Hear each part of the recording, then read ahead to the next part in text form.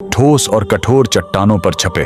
ये साक्षात भगवान श्री कृष्ण के रथ के पहियों के निशान हैं, जो आज भी बिहार के राजगीर में चीख चीख कर महाभारत की गवाही दे रहे हैं। लेकिन सोचने वाली बात यह है कि आखिर भगवान को ऐसी क्या जल्दी थी कि उनके रथ की भयंकर रफ्तार से पत्थर भी मोम की तरह पिघल गए। दरअसल इसका कारण था एक ऐसा खूंखार राजा जो रावण से भी ज्यादा खतरनाक और भगवान शिव का परम भक्त था, जरासंध। उसने दुनिया भर के 95 से ज्यादा राजाओं को हराकर अपनी जेल में बंदी बना रखा था। उसकी एक खौफनाक प्रतिज्ञा थी। वो पूरे 100 राजाओं को पकड़कर एक ही रात में उन 100 राजाओं की बलि भगवान महाकाल के चरणों में चढ़ाने वाला था। इन्हीं निर्दोष राजाओं की बलि रोकने के लिए भगवान श्री कृष्ण भीम और अर्जुन के साथ इतनी भयंकर स्पीड में राजगीर पहुंचे थे कि उनके रथ के पहियों की रगड़ से इन पहाड़ों पर जो गहरे निशान बने वो आज तक नहीं मिटे।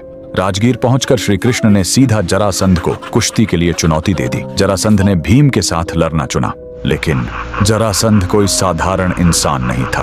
अखाड़े में कुश्ती लड़ते हुए जब भीम ने जरासंध को बीच से चीरकर 2 टुकड़ों में फेंक दिया तो एक भयानक चमत्कार हुआ। जरासंध के शरीर के वो दोनों टुकड़े वापस आपस में झुर गए और वो फिर से जिंदा होकर हंसने लगा। लेकिन जरासंध का शरीर बार बार क्यों झुर रहा था, इसका रहस्य उसके जन्म में छिपा था। दरअसल मगध के राजा बृहद्रथ का कोई पुत्र नहीं था। संतान प्राप्ति के लिए उन्होंने तपस्या की तो एक महर्षि चंडकौशिक ने उन्हें आशीर्वाद के रूप में एक चमत्कारी फल दिया। राजा ने वो एक फल अपनी दोनों रानियों को आधा आधा बांट कर खिला दिया। नतीजा यह हुआ कि दोनों रानियों के गर्भ से शरीर के आधे आधे निर्जीव टुकड़े पैदा हुए। घबराकर राजा ने उन खौफनाक मांस के पिंडों को बाहर जंगल में फेंकवा दिया। वहां जरा नाम की एक राक्षसी ने जैसे ही उन दोनों टुकड़ों को एक साथ रखा, वो आपस में जुड़ गए और एक जीवित बालक बन गया। जरा नाम की राक्षसी द्वारा जोरे जाने के कारण ही उसका नाम जरासंध पड़ा। इसी रहस्य के कारण अखाड़े में भीम उसे जब भी फाड़ते वो वापस जुड़ जाता।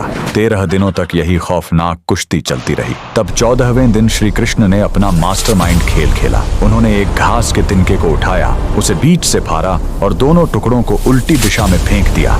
भीम तुरंत भगवान का इशारा समझ गए। उन्होंने जरासंध को फिर से बीच से फाड़ा, लेकिन इस बार दाएं हिस्से को बाईं तरफ और बाएं हिस्से को दाईं तरफ फेंक दिया। उल्टी दिशा में होने के कारण वो टुकड़े कभी दोबारा नहीं जुड़ पाए और शिव के उस खूंखार भक्त का हमेशा के लिए अंत हो गया। आज भी राजगीर के वो रथ के निशान साबित करते हैं कि नारायण की लीला के आगे कोई नहीं टिक सकता। अगर आप भी श्री कृष्ण के भक्त हैं तो कमेंट में पूरे जोश के साथ लिखें, जय श्री कृष्णा।